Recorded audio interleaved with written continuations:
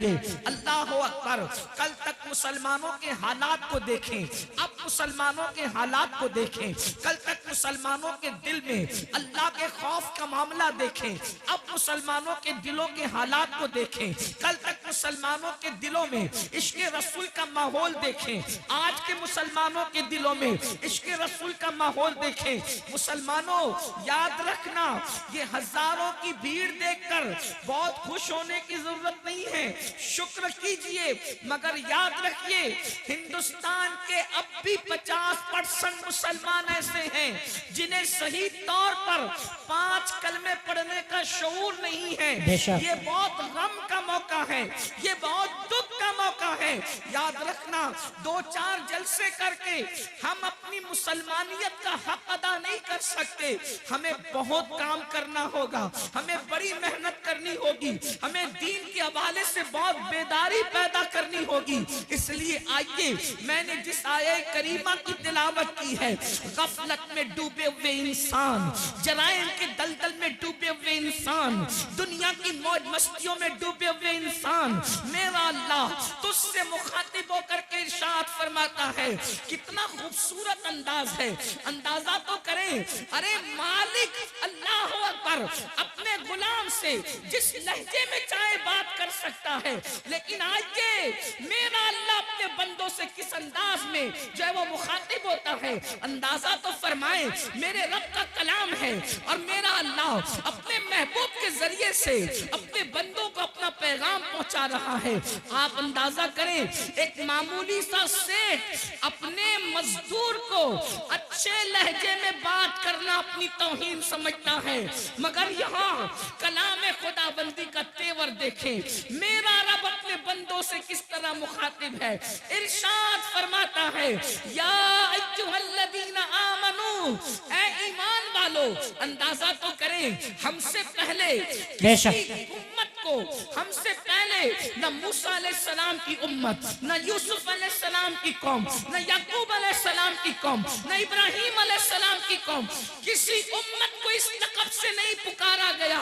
अगर ये पुकारा जा रहा है तो सिर्फ उम्मते मुहम्मदिया को पुकारा जा रहा है, और उसकी वजह ये नहीं कि हम बहुत बड़े हैं, नहीं, बल्कि वजह ये है कि अल्लाह ने हमें महबूब की उम्मत में पैदा किया। बेशक, बाबा बाबा बाबा, बहुत अच्छा। से प्यार है तो महबूब की उम्मत से भी प्यार है। सुभान अल्लाह। क्या कहा जा रहा है?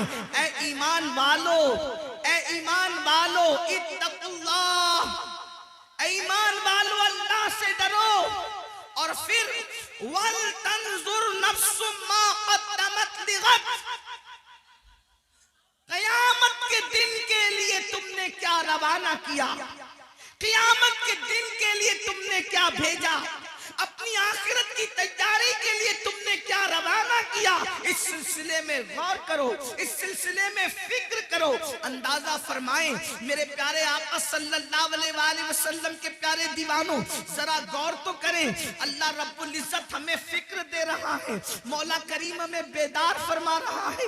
अल्लाह की मशीयत हमें गफलत से निकालना चाहती है कि ऐ ईमान वालो, अल्लाह से डरो और कल के लिए यानी क़यामत के दिन के लिए तुमने तैयारी क्या की है, इस सिलसिले में गौर करो, इस सिलसिले में फिक्र करो। और उसके बाद फिर कहा जा रहा है, वत्तकुल्लाह, और अल्लाह से डरो, इन्नल्लाह खबीरुम बिमा तामलून, कि बेशक अल्लाह तुम्हारे अमाल की खबर रखता है।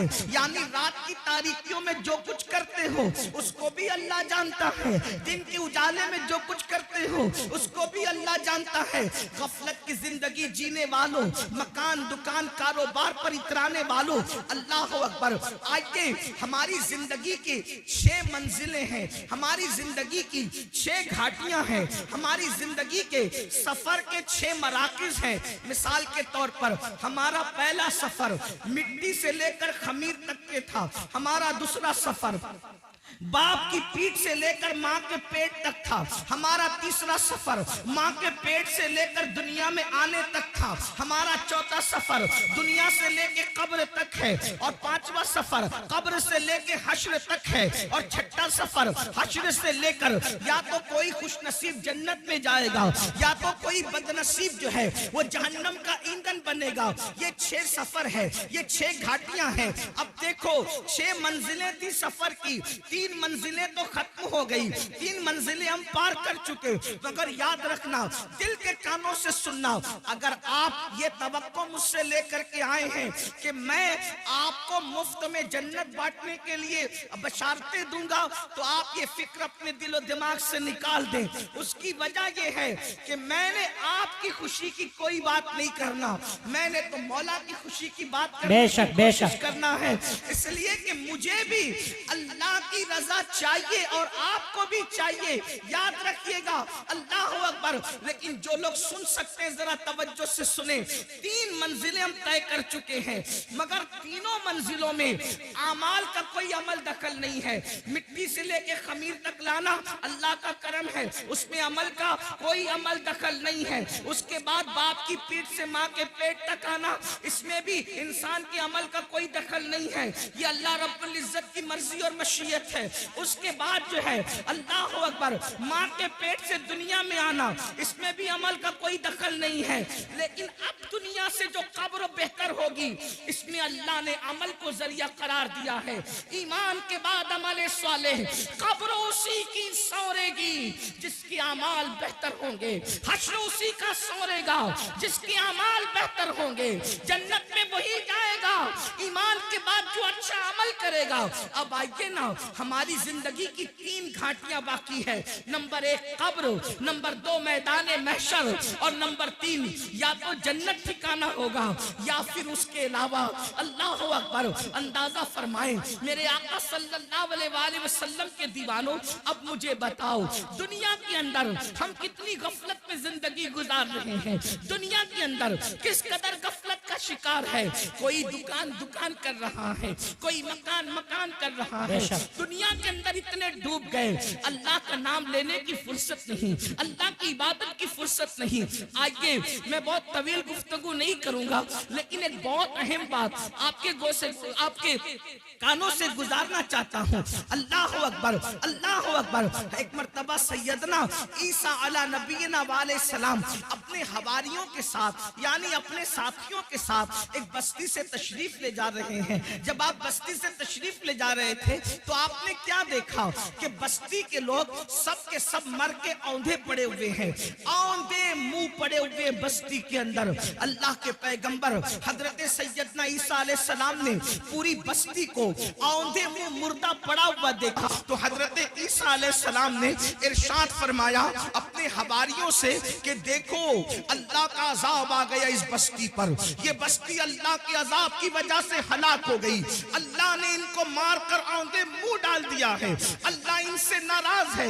उस वक्त हवारियों ने पूछा, ए अल्लाह के मुकद्दस नबी, ये बताएं कि आखिर किस जुर्म की वजह से इन पे अजाब आया, अजाब आने की वजह क्या है। तो हजरत ईसा अलैहि सलाम ने पूछा, मौला मेरे हवारी ये जानना चाहते हैं कि इन पर अजाब क्यों आया, अजाब आने की वजह क्या थी। तो उस वक्त अल्लाह रब्बुल इज्जत ने वही फरमाई, ईसा जब रात तारीक हो जाए, जब रात अंधेरी हो जाए, तो उस वक्त रात की तारीकी में आप आवाज दीजिएगा, आप आवाज लगाइएगा, तब आपको ये बताएंगे कि किस वजह से इन पर अजाब आया, अजाब आने की वजह क्या है। अल्लाहु अकबर। जब रात तारीक हो गई तो हजरत सैयदना ईसा अला नबीना वाले सलाम ने एक आवाज लगाई, बस्ती वालों ये बताओ किस वजह से तुम अजाब में गिरफ्तार हो गए।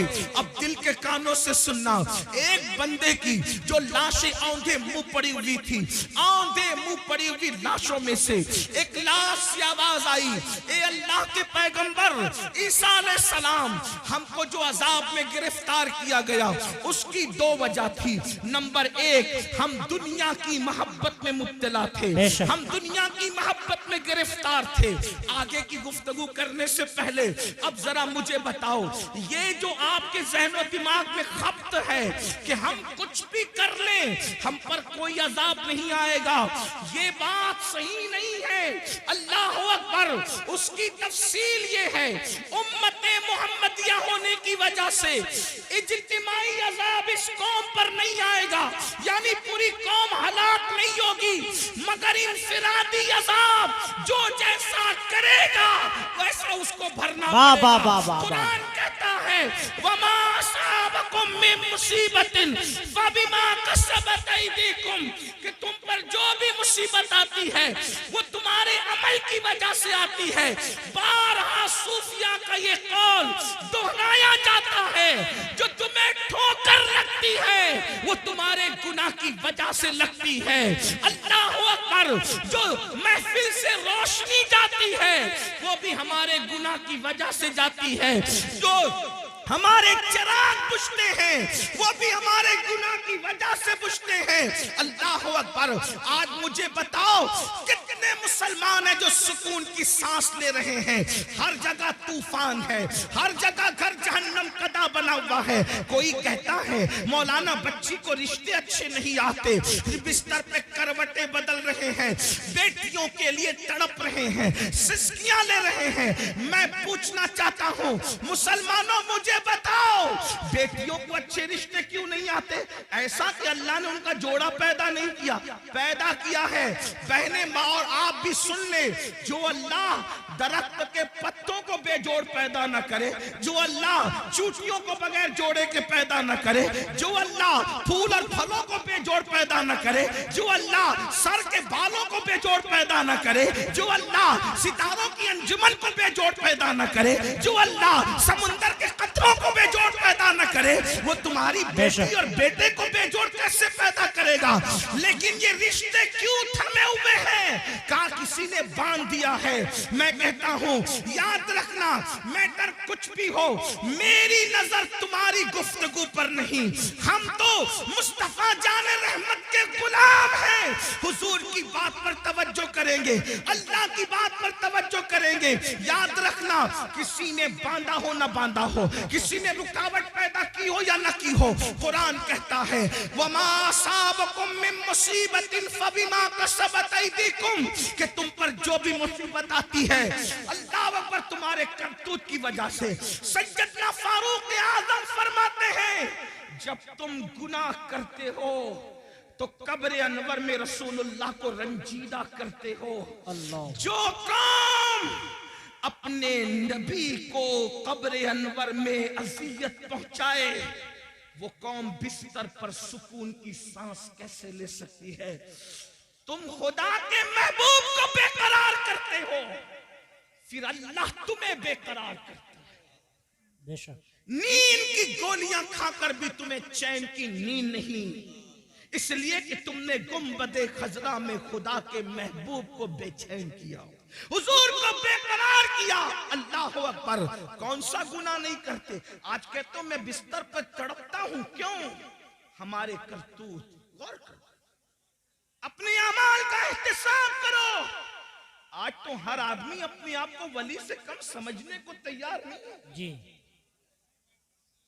अगर अल्लाह का इनाम हो तो समझते हैं कि हमारे अमाल की वजह से बंदे अपने अमाल की औकात और हैसियत क्या है। जिस कौम को वुजू और गुस्ल का तरीका याद न हो, उसके अमाल की हैसियत क्या है जी।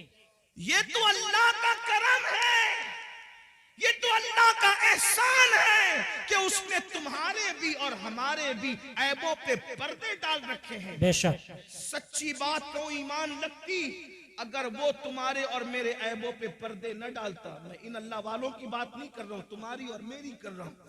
अगर वो आपके और मेरे ऐबों पे पर्दे न डालता तो ना आप यहां बैठने के काबिल होते, ना मैं यहां बैठने के काबिल। उसका कितना बड़ा एहसान है। तो आज अगर बेटियों को रिश्ते नहीं आ रहे हैं, हमने हुजूर को रंजीदा किया, अल्लाह हमें रंजीदा कर रहा। हमने हुजूर को अज़ियत दी इसलिए तड़प रहे हो। रोजी के मामले में क्यों परेशान हो, रोजी के मामले में क्यों तड़प रहे हो, हुजूर को अज़ियत दे रहे हो। कौन से गुनाह जो नहीं करते। जिना को तो आज गुनाह समझा ही नहीं जाता, फैशन बना दिया गया।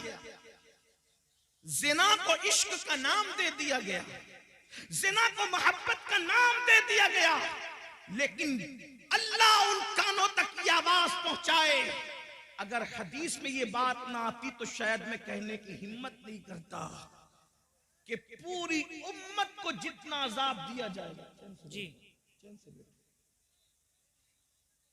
पूरी उम्मत को जितना अजाब दिया जाएगा उसका निस्फ अजाब शादीशुदा जानियों को दिया जाएगा।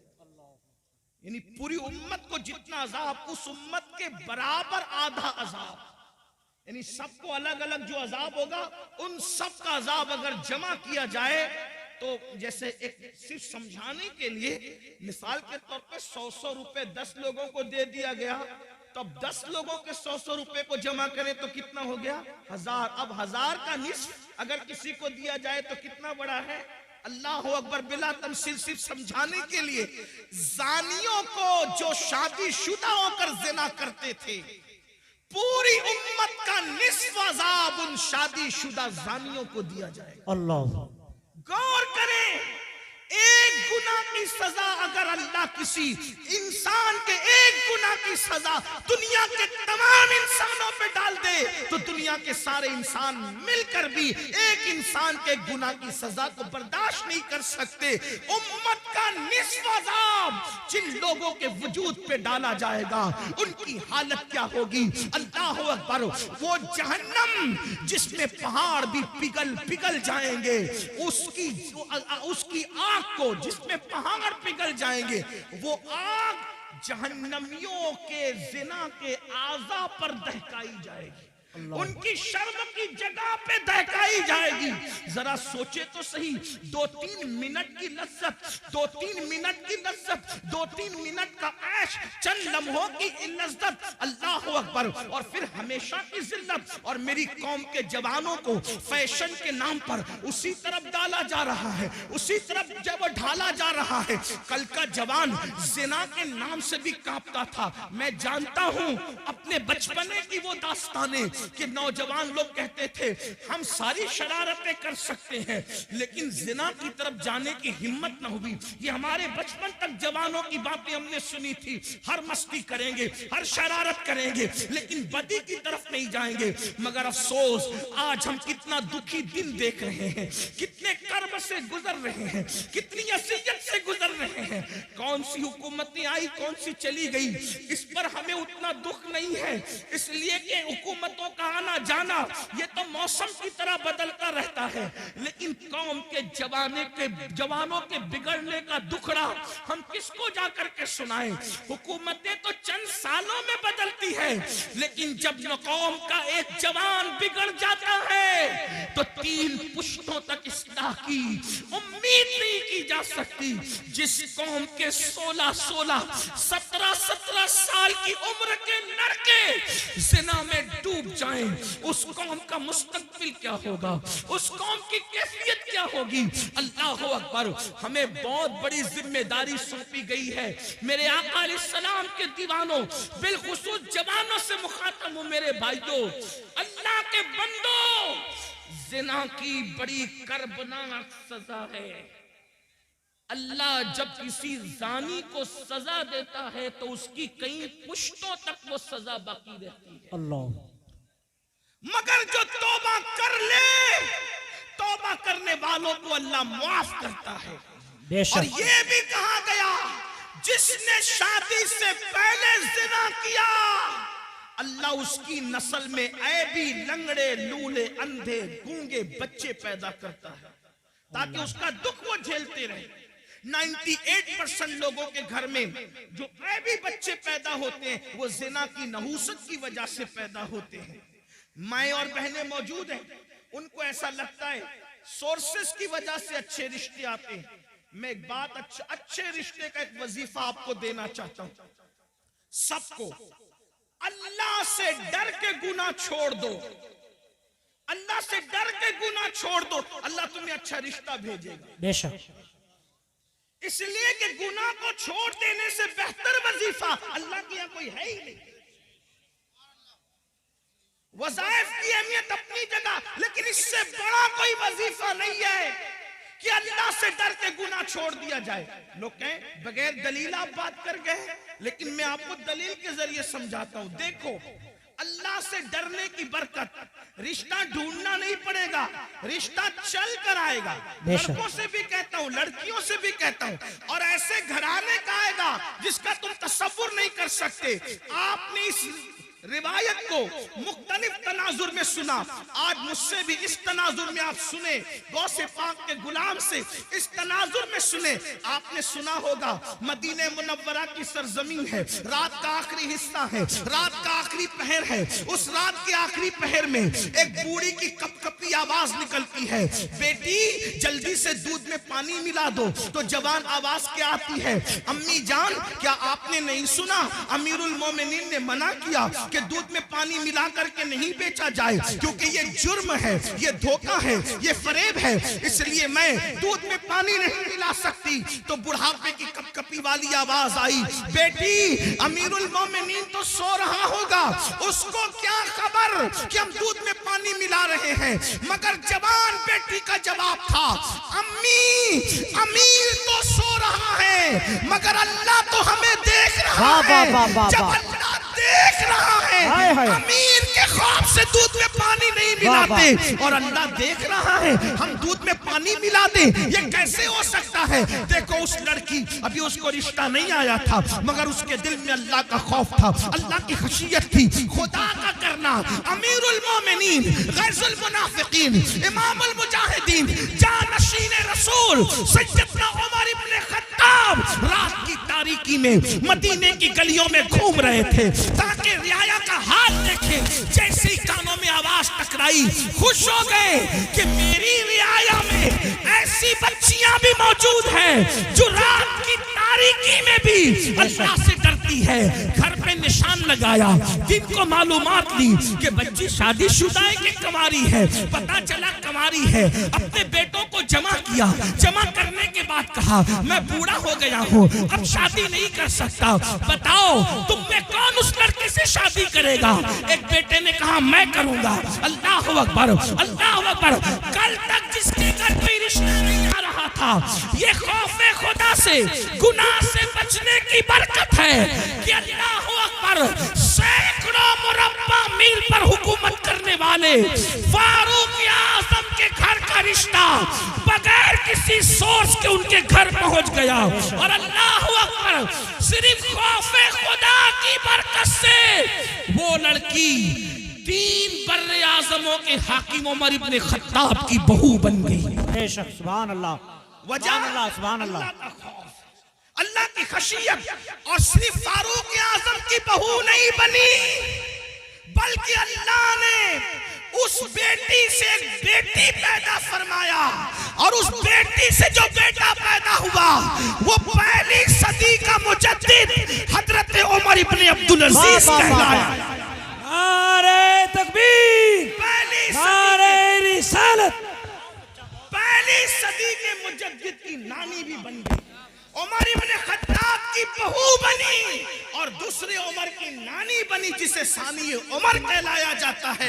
अल्लाह अकबर। ये है तो अर्ज क्या कर रहा था, जब हजरत ईसा ने पूछा, ऐ कौम मरे हुए औंधे पड़े हुए लोगों, बताओ अल्लाह ने तुम्हें क्यों औंधे मुंह मार के डाल दिया। तो उन्होंने क्या कहा, हम दुनिया से मोहब्बत करते। पहली वजह दुनिया से मोहब्बत। आज देख लो, टटोल लो अपने दिलों को, दुनिया की मोहब्बत हमारे दिलों में कितनी है। मर्द है तो कारोबार में डूब कर अल्लाह को भूल गए, घरों में डूब कर अल्लाह को भूल गए, गुनाहों में डूब के अल्लाह को भूल गए, दुनिया की मोहब्बत। और औरतें हैं, उन्हें ज़ेवरात से दिलचस्पी, उन्हें अच्छे कपड़ों से दिलचस्पी, उन्हें घूमने फिरने से दिलचस्पी, उन्हें गीबत चुगली से दिलचस्पी, इसके उसके घर के हालात मालूम करने से दिलचस्पी। मैं कहता हूं, दूसरों के घर के हालात मालूम करने का तजस्सुस करने वालों, कभी अपनी कब्र की भी तो फिक्र करो। कभी अपनी कब्र का भी तो ख्याल करो। दुनिया की मोहब्बत में हम डूब गए। बड़ी माजरत के साथ एक बात याद रखना, दुनिया की मोहब्बत सिर्फ दुनियादारों के दिल में नहीं, बल्कि बाज दीनदार कहलाने वाले भी दुनिया परस्त हो गए जी। दुनिया में डूब गए। दुनिया की मोहब्बत ने उनको अज़ाब इलाही में गिरफ्तार कर दिया। और दूसरी वजह क्या बताई? फिर वो कहता है दूसरी वजह है कि हम बदकार लोगों की पैरवी करते थे। क्या कहा? हम बदकार लोगों की पैरवी करते थे। बदकार, अब गौर करें, ध्यान दें कि ईसा अलैहिस्सलाम की उम्मत के बदकार ज्यादा बदकार थे कि आज लोग ज्यादा बदकार।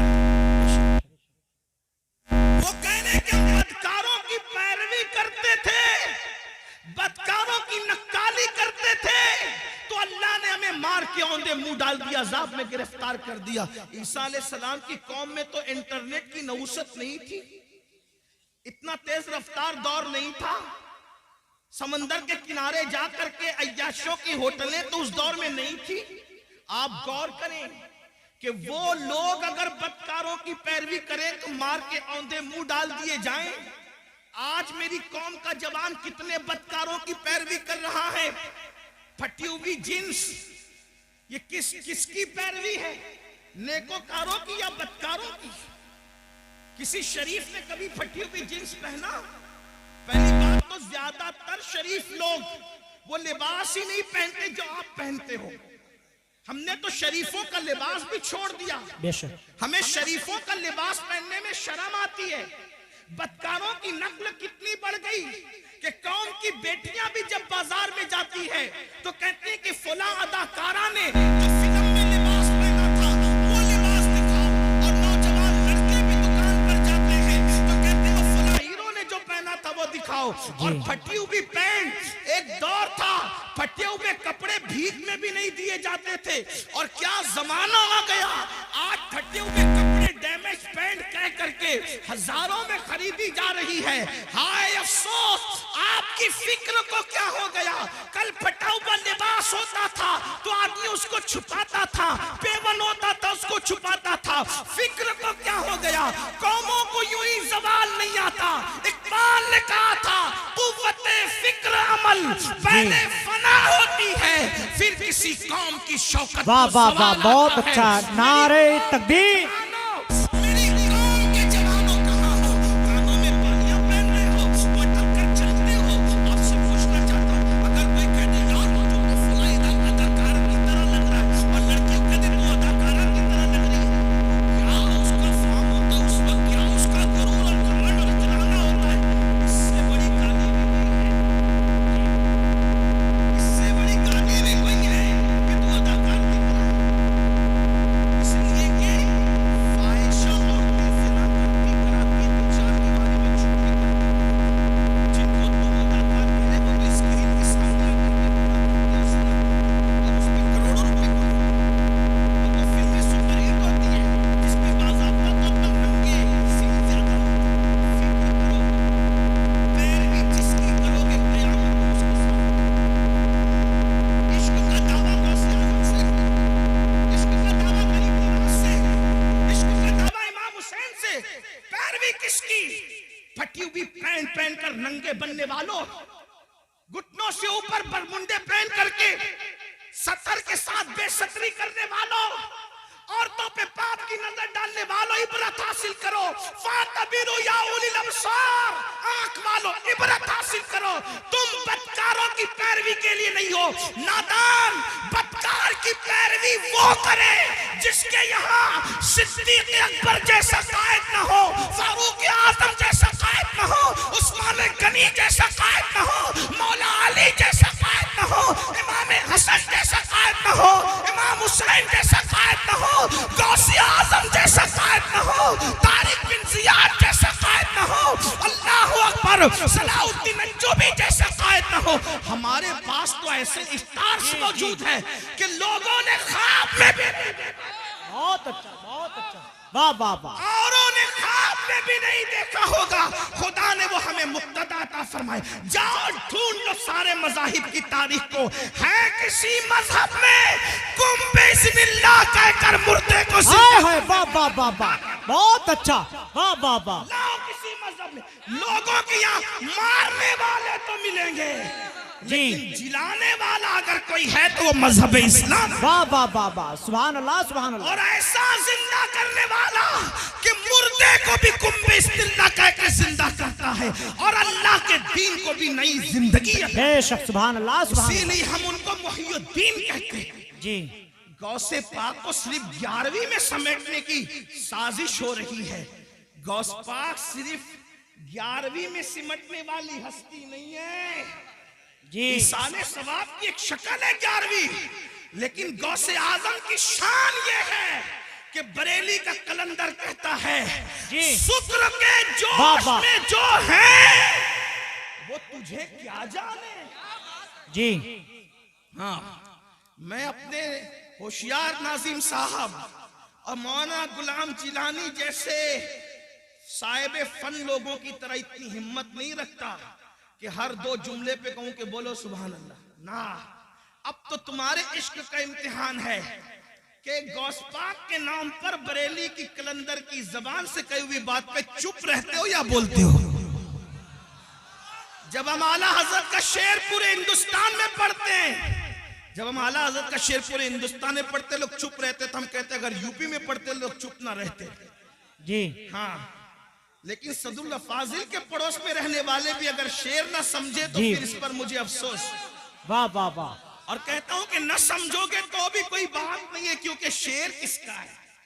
नात कहना बल्कि शेर कहना शहरयार अपनी जगह, शेर कहना शहरयार अपनी जगह, नात कहने को अहमद रजा चाहिए। वाह वाह वाह वाह, सुभान अल्लाह सुभान अल्लाह। और हमारे मुर्शिद खाना मारेरा मुतारा की आवाज आई है कि मीनारे कसरे रजा तो बुलंद काफी है, तुम उसके पहले ही जीने पे चढ़ के दिखला दो।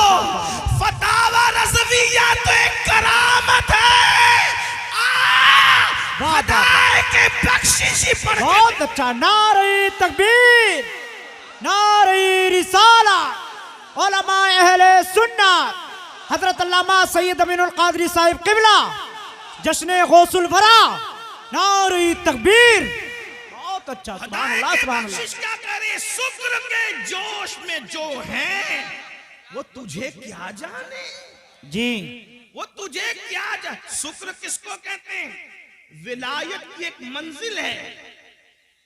अब आपकी तवज्जो है, विलायत की एक मंजिल है कि वली जब अल्लाह की मोहब्बत में उरूज पाता है तो उसकी अक्ल खत्म हो जाती, वो अपने आप से भी गाफिल हो जाता है। उसको कहते हैं ये शुक्र में चला गया। जी वली होकर इश्क इलाही के दरिया में गौता जन है, उसके बारे में बरेली का कलंदर कह रहा है कि वो तुझे क्या जाने।